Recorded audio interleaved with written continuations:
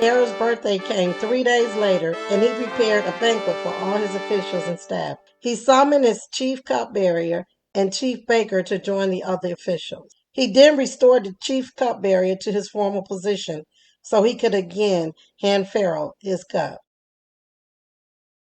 But the king and Paul, the chef baker, just as Joseph had said to them in his interpretation. The chef cupbearer, however, did not remember Joseph. He forgot him. 2 full years later, Pharaoh dreamed that he was standing on the bank of the Nile River. In his dream, he saw 7 fat, healthy cows come up out of the river and began grazing in the marsh grass. Then he saw 7 more cows come up behind them from the Nile, but these were scrawny and thin. These cows stood beside the fat cows on the river bank. Then the scrawny, thin cows ate the 7 healthy fat cows.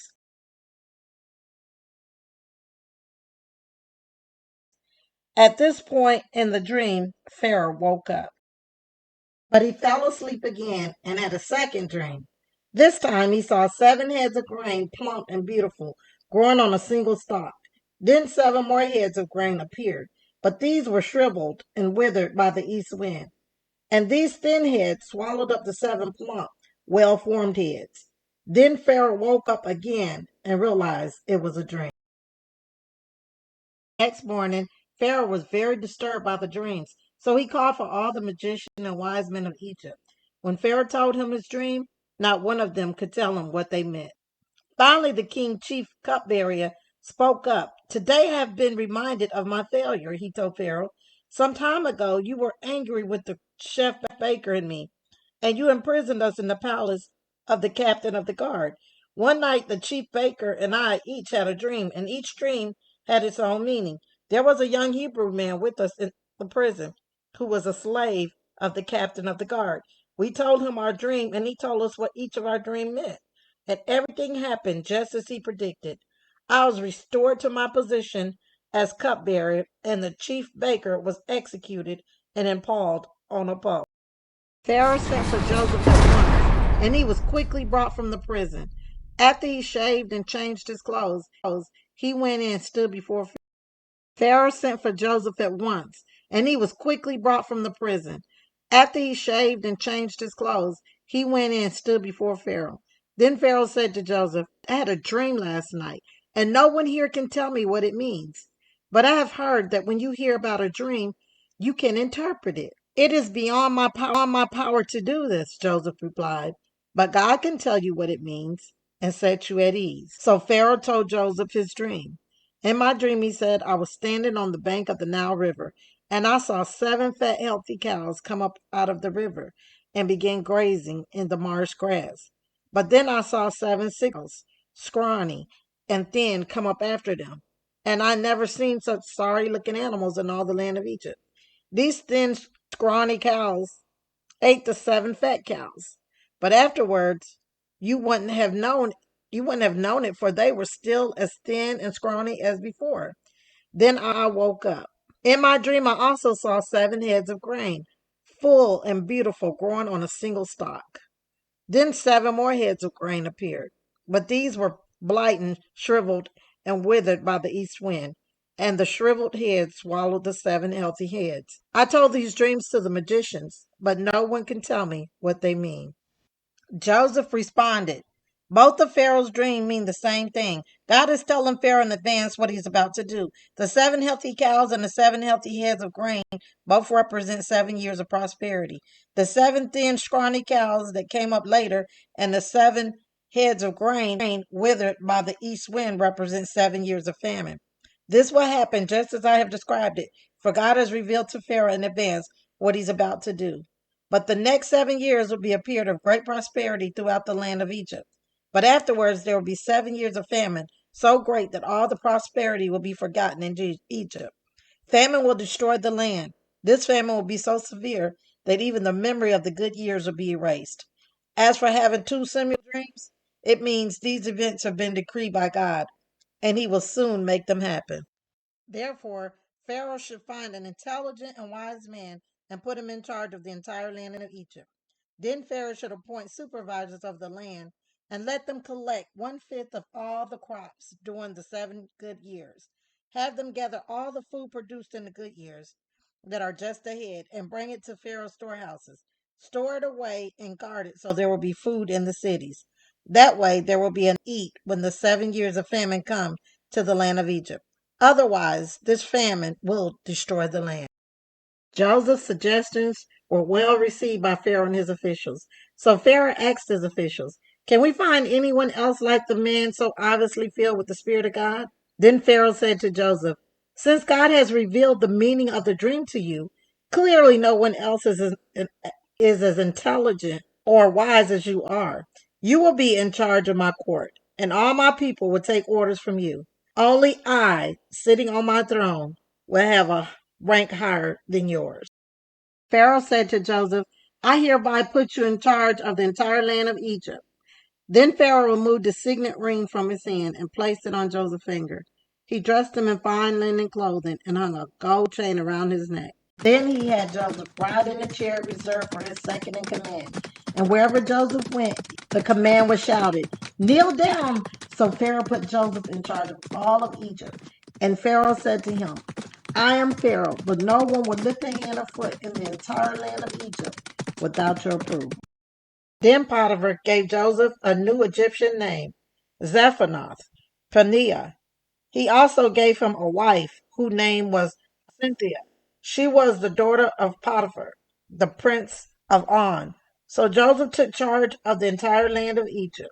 He was 30 years old when he began serving in the court of Pharaoh, the king of Egypt. And when Joseph left Pharaoh's presence, he inspected the entire land of Egypt. As predicted, for 7 years the land produced bumper crops. During those years, Joseph gathered all the crops grown in Egypt and stored the grain from the surrounding fields in the city. He piled up huge amount of grain like sand on the seashore. Finally, he stopped keeping record because there was too much to measure. During this time, before the first of the famine years, two sons were born to Joseph and his wife, the daughter of Potiphar, the priest of On. Joseph named his older son Manasseh, for he said, "God has made me forget all my troubles and everyone in my father's family." Joseph named his second son Ephraim, for he said, "God had made me fruitful in the land of my grief." At last, the 7 years of bumper crops throughout the land of Egypt came to an end. Then the 7 years of famine began, just as Joseph had predicted. The famine also struck all the surrounding countries, but throughout Egypt there was plenty of food. Eventually, however, the famine spread throughout the land of Egypt as well. And when the people cried out to Pharaoh for food, he told them, "Go to Joseph and do whatever he tells you."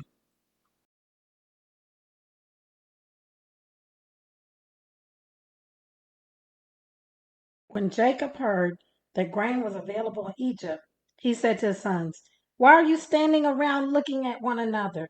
I have heard there is grain in Egypt.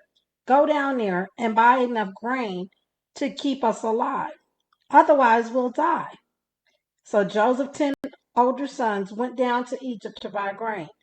But Jacob wouldn't let Joseph's younger brother, Benjamin, go with them, for fear some harm might come to him. Jacob's sons arrived in Egypt along with others to buy food, for the famine was in Canaan as well. Since Joseph was governor of all Egypt and in charge of selling grain to all the people, it was to him that his brothers came. When they arrived, they bowed before him with their faces to the ground. Joseph recognized the brothers instantly, but he pretended to be a stranger and spoke harshly to them. "Where are you from?" he demanded. "From the land of Canaan," they replied. "We have come to buy food." Although Joseph recognized his brothers, they didn't recognize him. And he remembered the dream he had about them many years ago before he said to them, "You are spies. You have come to see how vulnerable our land has become." "No, my lord," they exclaimed. "Your servants have simply come to buy food. We are all brothers, members of the same family. We are honest men, sir. We're not spies." "Yes, you are," Joseph insisted. "You have come to see how vulnerable our land has become." "Sir," they replied, "there are actually 12 of us. We your servants, are all brothers, son of a living. of a man living in the land of Canaan. Our youngest brother is back there with our father right now, and one of our brothers is no longer with us." But Joseph insisted, "As I said, you are spies. This is how I will test your story. I swear by the life of Pharaoh that you will never leave Egypt unless your youngest brother come here. One of you must go and get your brother.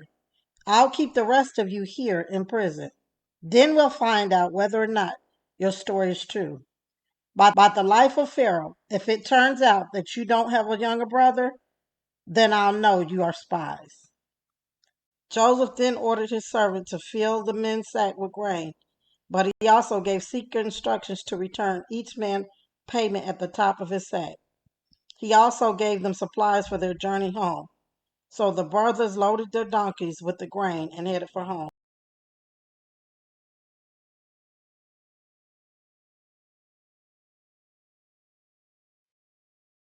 So, with severe famine everywhere, Joseph opened up the storehouses and distributed grain to the Egyptians. For the famine was severe throughout the land of Egypt, and people from all around came to Egypt to buy grain from Joseph because the famine was severe throughout the world.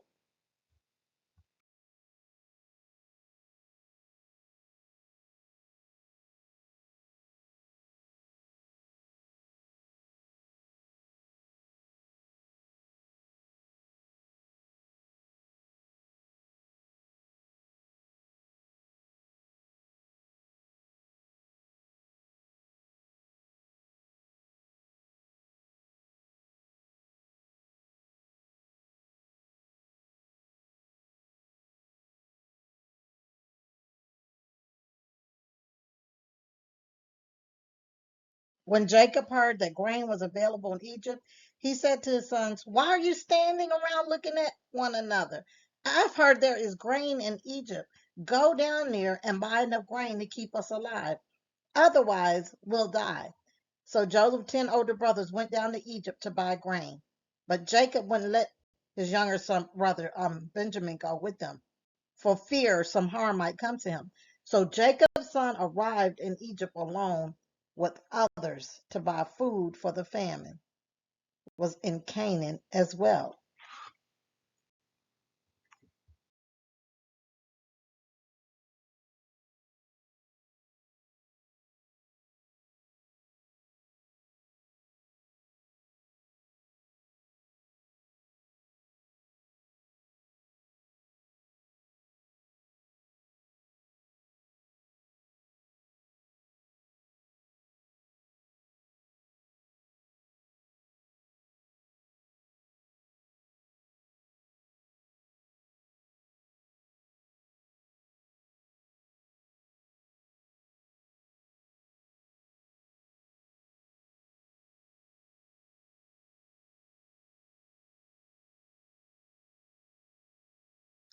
So Joseph put them all in prison for 3 days.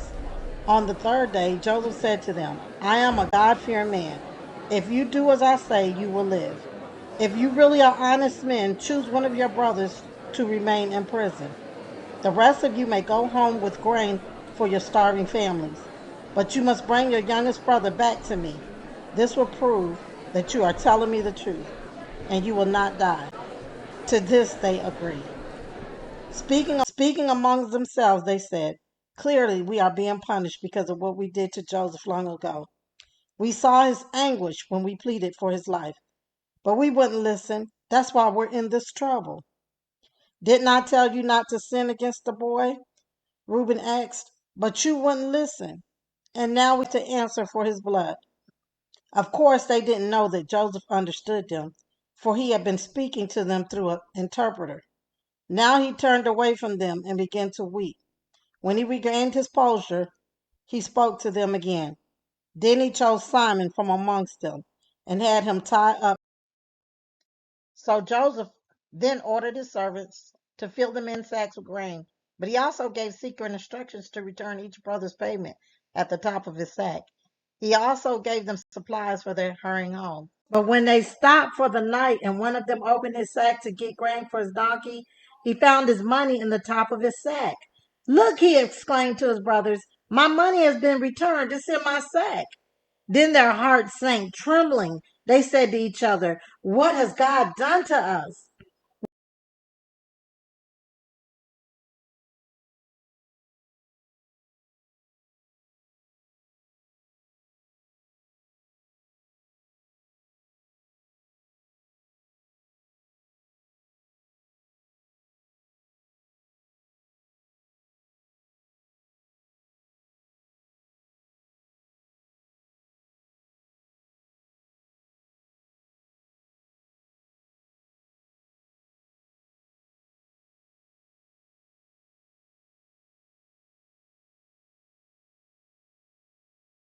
The brothers came to their father Jacob in the land of Canaan. They told him everything that had happened to them. The man who was governor of the land spoke very harshly to us. They told him he accused us of being spies, scouting their land. But we said we are honest men, not spies. We are 12 brothers, sons of one father. One brother is no longer with us, and the youngest is at home with our father in the land of Canaan. Then the man who was governor of the land told us, this is how I will find out if you are honest men. Leave one of your brothers here with me and take grain for your starving families and go on home. But you must bring your youngest brother back to me. Then I would know you are honest and not spies. Then I will give you back your brother, and you may trade freely in the land. As they emptied out their sacks, there in each man's sack was the bag of money he had paid for the grain. The brother and their father was terrified when they saw the bags of money. Jacob explained, you are robbing me of my children. Joseph is gone, Simon is gone, and now you want to take Benjamin too? Everything is going against me. Then Reuben said to his father, you may kill my two sons if I don't bring Benjamin back to you. You'll be responsible for him, and I promise to bring him back. But Jacob replied, my son will not go down with you. His brother Joseph is dead, and he is all I have left. If anything should happen to him on your journey. So their father Jacob finally said to them, if it can't be avoided, then at least do this. Pack your bags with the best products of the land. Take them down to the man as gifts, bombs, honey, gum, aromatic resin, pistachio nuts, and almonds. Also take double the money that was put back in your sacks, as it was probably someone's mistake. Then take your brother and go back to the man. May God Almighty give you mercy as you go before the man, so that he will release Simon and let Benjamin return. But if I must lose my children, so be it. So the men packed Jacob's gifts and the money and headed off with Benjamin.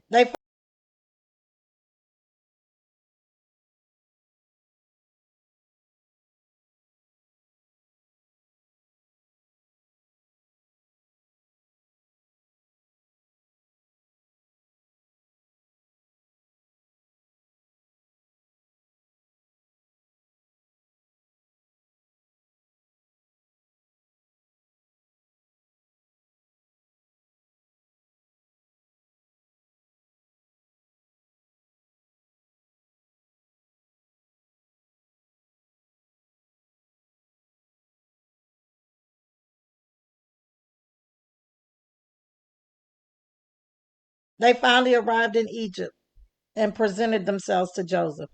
When he saw Benjamin with them, he said to the manager of his household, these men will eat with me this noon. Take them inside the palace. Then go slaughter an animal and prepare a big feast. So the men did as Joseph told him and took them into Joseph's palace. The brothers were terrified when they saw that they were being taken into Joseph's house. It's because of the money someone put in our sacks last time we were here, they said. He plans to pretend that we stole it. Then he will seize us, make us slaves, and take our donkeys. The brothers approached the manager of Joseph's household and spoke to him at the entrance of the palace. Sir, they said, we came to Egypt once before to buy food, but as we were returning home, we stopped for the night and opened our sacks. Then we discovered that each man's money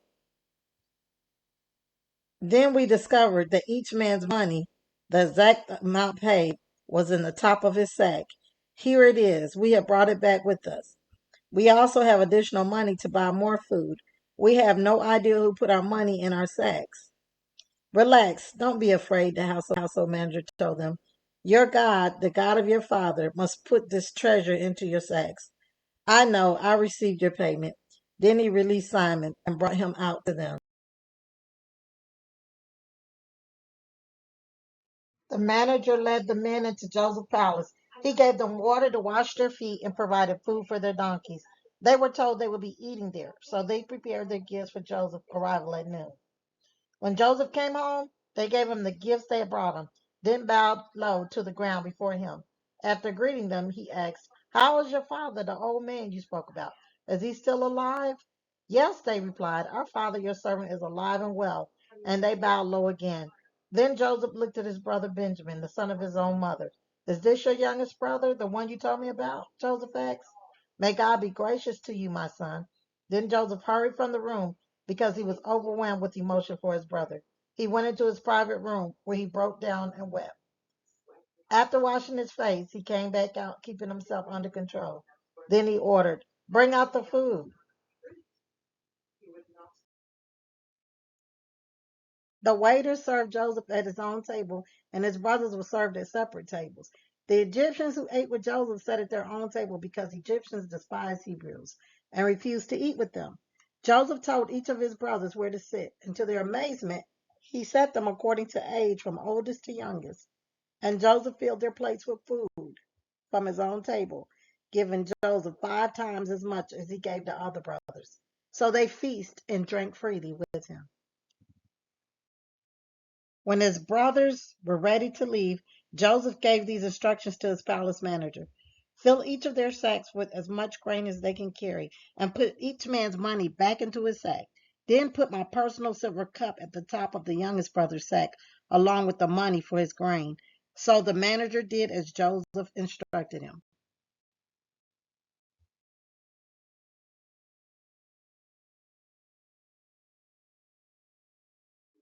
The brothers were up at dawn and were set on their journey with their loaded donkeys.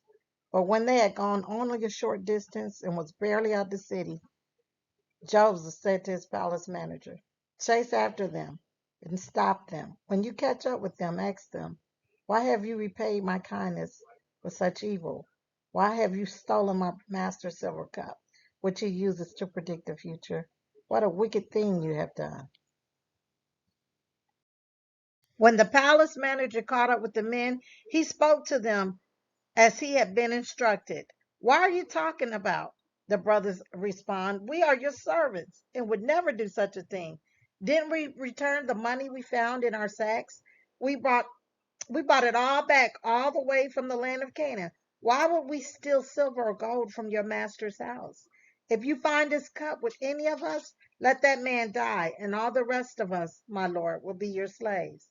That's fair, the man replied, but only the one who stole the cup will be my slave. The rest of you may go free. They all quickly took their sacks from the back of their donkey and opened them. The palace manager searched the brothers' sacks from the oldest to the youngest, and the cup was found in Benjamin's sack. When the brothers saw this, they tore their clothes in despair. Then they loaded their donkeys again and returned to the city. Joseph was still in his palace when Judah and his brothers arrived, and they fell to the ground before him. What have you done? Joseph demanded. Don't you know that a man like me can predict the future?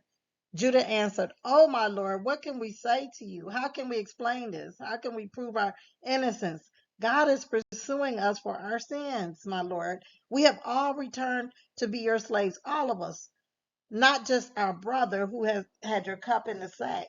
No, Joseph said, I would never do such a thing. Only the man who stole the cup will be my slave. The rest of you may go back to your father in peace. Then Judea stepped forward and said, Please, my lord, let your servant just say one word to you. Please do not be angry with me, even though you are as powerful as Pharaoh himself, my lord.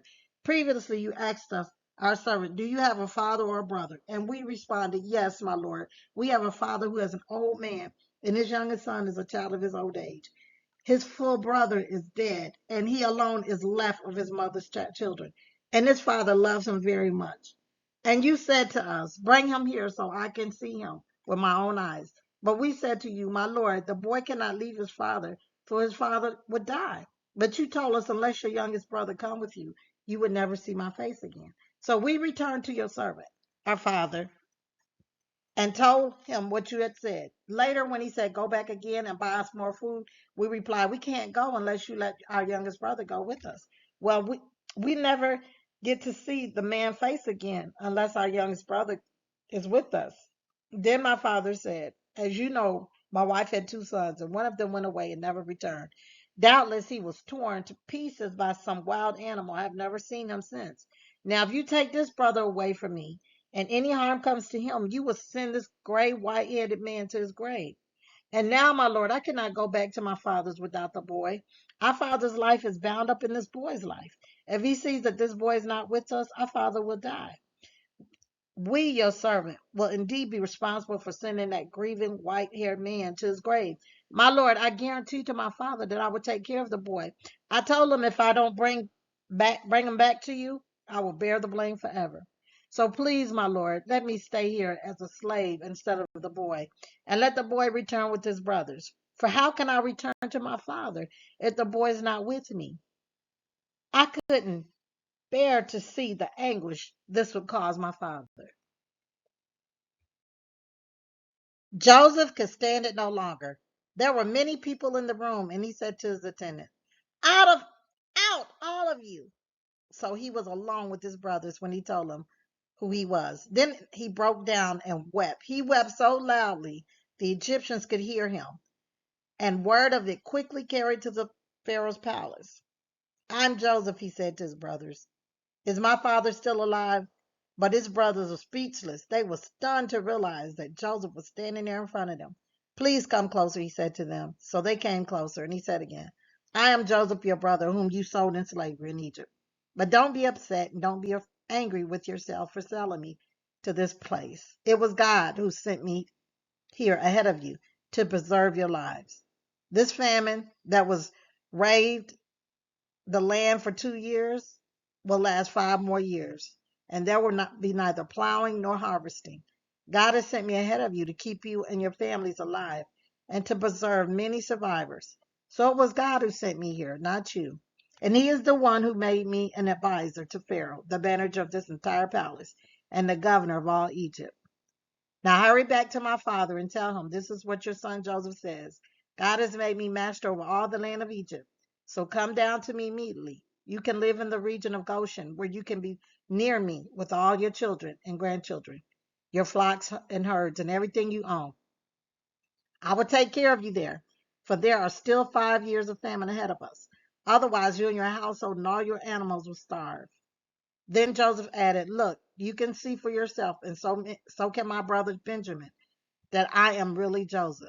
Go tell my father of my honored position here in Egypt. Describe to him everything you have seen, and then bring my father here quickly. Weeping with joy, he embraced Benjamin, and Benjamin did the same.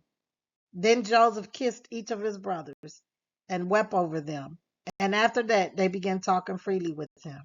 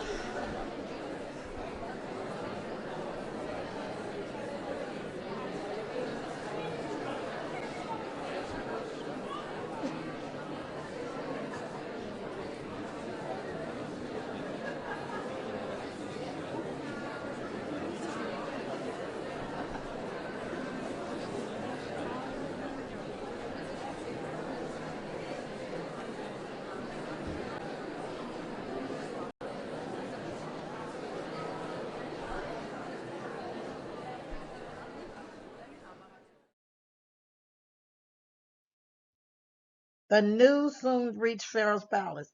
Joseph's brothers have arrived. Pharaoh and his officials were all delighted to hear this. Pharaoh said to Joseph, "Tell your brothers this is what you must do to load your pack animals and hurry back to the land of Canaan. Then get your father and all your families and return here to me. I will give you the very best land in Egypt, and you will eat from the best that the land produces." Then Pharaoh said to Joseph, "Tell your brothers, take wagons from the land of Egypt to carry your little children and your wives and bring your fathers here. Don't worry about your personal belongings, for the best of all the land of Egypt is yours."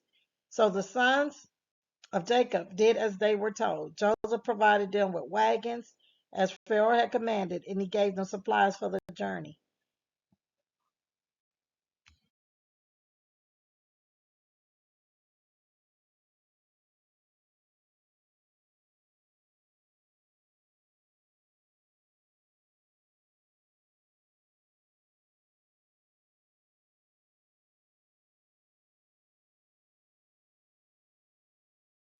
So the sons of Jacob did as they were told. Joseph provided them with wagons as Pharaoh had commanded, and he gave them supplies for the journey, and he gave each of them new clothes.